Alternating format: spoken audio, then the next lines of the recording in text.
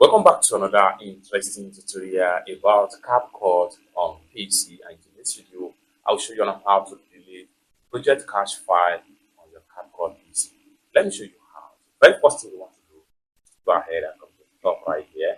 Go ahead and click on the settings right here, then navigate to settings, and this window right here is going to pop up right here. So for every cache file size you have on your CapCut PC, you're going to have them right here. What you need to do is to go ahead and click on this trash me icon right here, and this is going to pop up right here, clear cache file.